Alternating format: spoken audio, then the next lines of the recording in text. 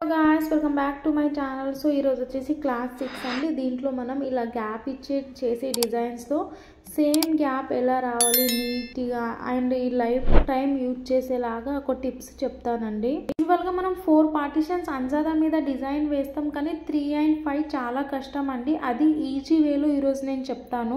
And మీరు వీటిని life time store చేసుకుంటే మీరు లైఫ్ టైం యూజ్ చేసుకోవచ్చు.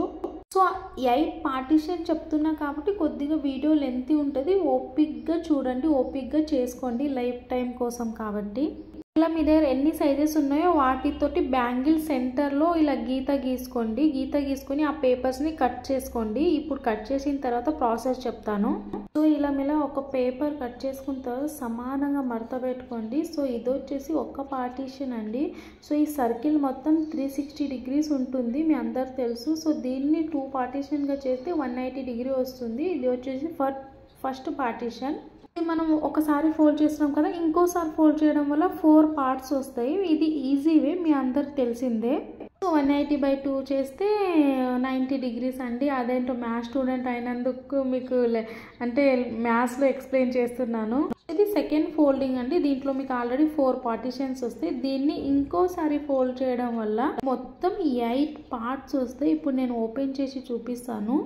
ముందే చూసుకుంటా పేపర్ అటు ఇటు అవ్వకుండా చేస్తేనే ఒక్క ఇంచు కూడా తేడా రాదండి, నీట్గా వస్తుంది. మనం ఇట్లా డిగ్రీ స్కేల్ పెట్టి గీసినట్టు వస్తుంది. ఇప్పుడు మనం ఫోల్డ్ చేసుకున్నాం కదా, అవి అంటే గీతలు కనిపిస్తాయి కదా, వాటి మీద నీట్గా గీతలు గీసుకోండి. నా దగ్గర స్కేల్ లేదండి, మీ దగ్గర స్కేల్ తోటే గీసుకోండి. స్కేల్ తోటి అయితే కన్ఫ్యూజ్గా ఉండదు. అవి మీకు చూపించడానికి చూపిస్తున్నాను. ఆల్రెడీ నాకు ప్రాక్టీస్ ఉంది కాబట్టి నేను గీసేస్తున్నాను. అంటే దేనికి ఎంత తేడా ఉంది అని నాకు తెలుస్తుంది. మాత్రం స్కేల్ తోటి గీసుకోండి. సో చూడండి, సెంటర్లో లైన్ పెట్టి చూడండి. ఇది 2.4 అని నేను బ్యాంగిల్ సైజ్ మెజర్ చేసుకుంటాను. ఎందుకంటే బ్యాంగిల్ సైజ్ లేకుంటే కన్ఫ్యూజ్ అయిపోద్ది ఇది ఏ సైజ్ బ్యాంగిల్ అనేది. మీకు ఇప్పుడు ఈజీ అయిపోయింది. మీకు ఎక్కడ పార్టిషన్స్ కావాలంటే, ఎన్ని పార్టిషన్స్ కావాలంటే అక్కడ మీరు గ్లూ పెట్టేస్తే స్టోన్స్ అంటించవచ్చు. ఇంతేనండి, ఇది 8th పార్టిషన్. ఇప్పుడు నేను 6th పార్టిషన్ ఎలా చేసుకోవాలో చూపిస్తాను.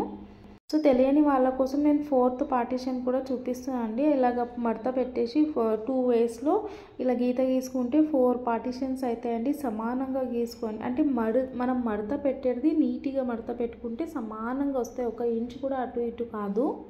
మళ్ళీ ఇంకో పార్టిషన్గా ఫోల్డ్ చేసుకోండి. నేను వీడియో చూపిస్తున్నట్టు ఫోల్డ్ చేసుకోండి. నేను చెప్పేదానికన్నా మీకు చూస్తేనే ఈజీగా అనిపిస్తుంది.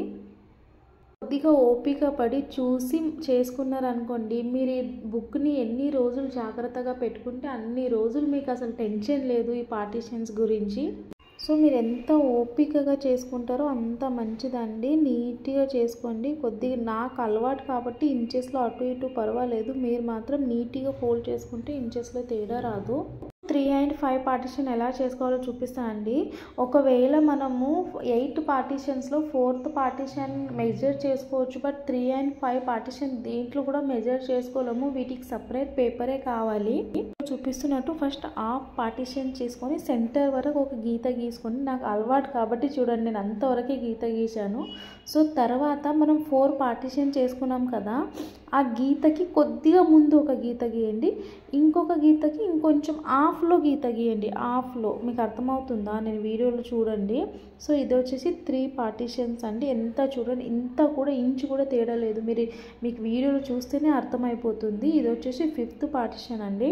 పార్టిషన్ ఎలా అంటే, మనం 4 పార్టిషన్ చేసుకున్నాం, అవి గీతలు కనిపిస్తాయి కదా, సెంటర్లో ఒక చుక్క పెట్టుకొని మిడిల్లో గీత గీయండి. మీకు అర్థమవుతుంది. ఆల్రెడీ మీరు గీస్తుంటే అరే ఇది ఎక్కువ అవుతుందా అని మీకు అర్థమవుతుంది. బట్ మిడిల్లో గీతలు గీయండి. అంటే మనం ఫోల్డింగ్ కనిపిస్తుంది కదా, వాటికి మిడిల్ నుంచి పోవాలి గీత.